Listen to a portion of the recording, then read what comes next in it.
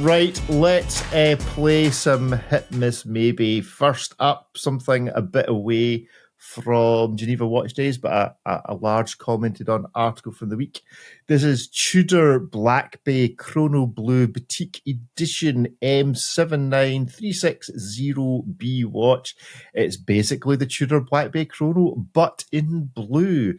First of all, before we do the hit miss, maybe thoughts on the idea and concept around boutique-only editions. Is this a thing that works at a certain level, but perhaps maybe doesn't work at the level of Tudor, Ripley? I mean, it's not like Tudor just has sells it online anyway. So you're going to some physical store, some other retailer to get it, even if that is online. So I don't really see it as that big of a barrier. And then sometimes you go to a retailer and inside the retailer, there is a quote unquote boutique, which is basically like a glorified section of the store dedicated to one brand. So I think it's just something they get to tout as like an additional thing they can like, oh, you can't get it, it's a boutique only thing. But I don't think anyone's being like, oh, I would have totally buy this, I just can't figure out how to get my hands on one because it's a boutique only. I want to distinguish the situation from other brands. Many other brands have their own boutiques and therefore are sort of making full margin on this. My understanding is that like Rolex, Tudor-owned boutiques are actually operated by a third party. So there is a retailer who usually owns and operates, in, of course, relationship with Tudor, these boutiques. So this is sort of Tudor wanting to have something exclusive for those people that invested in stores, but there's still sort of a third party selling it, which I think is, again, different than, some of the maybe like Richemont brands, for example, that has boutique only, and it's really their store. Questions before we go to, well, actually, let's play hit miss maybe on it first, and then I'll ask my question. So on the count of three, is it a hit, is it a miss, or is it a maybe? 1, 2, 3, go. Maybes, two hits.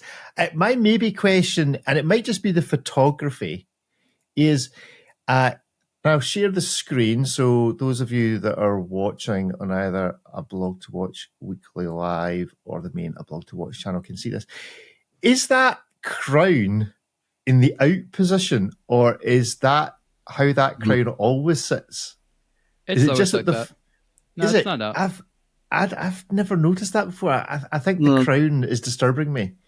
It looks like that should be a chunky like stem. Yeah. Yeah. Yeah, it could no, be in the not out liking position. that. So that's why it's a maybe from me. Ripley, why did you vote a maybe? I mean, it's a totally fine watch. This is hardly new. This is like Tudor's playbook is like do one in black, then do one in blue, like sometime later. Like that just seems to be a thing. We had a black one and a white one. Now we've got a blue one.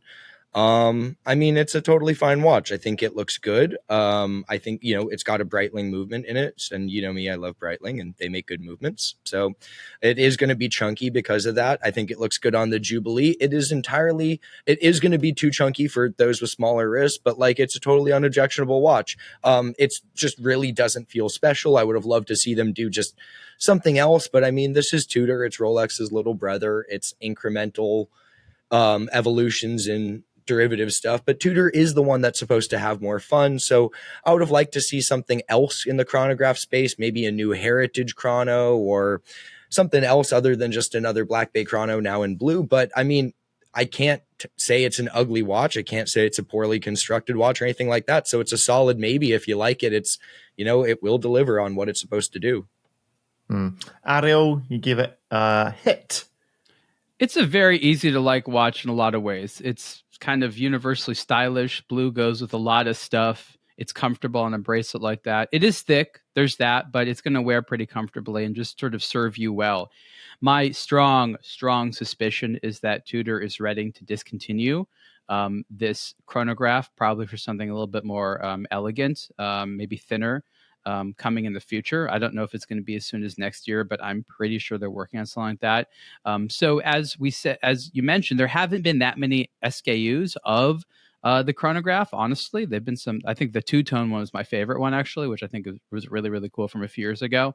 But I suspect they're just trying to flesh it out a little bit more before discontinuing it. So, there's literally, if this does nothing for you, there's no problem. But this is a very competent watch that if you had it, you'd probably wear it quite a bit. Kevin, have you got a Tudor? Yeah, I mean, I voted it a hit. It's a Tudor, it's a chronograph, it's quite nice. The shade of blue is very, very interesting.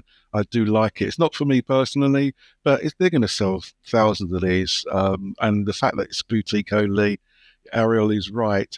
They're all a combination of, say, Watches of Switzerland or Bucherer, and so it's primarily for them. But there's going to be a mad rush. Who's going to get the first? The retail price is going to go over retail for the first 2 months, and then you'll see loads of them on Chrono 24 over retail because it's Tudor and it's a decent price for a watch with that movement in it. And then ultimately it will go under list and everybody will forget about it until what colour are we missing? Red Chrono, maybe? Yeah. Or, no, green. Green will be the next one. Green will be the next one. We have a review piece coming. Tudor's sending one out, so we'll get some final thoughts on it.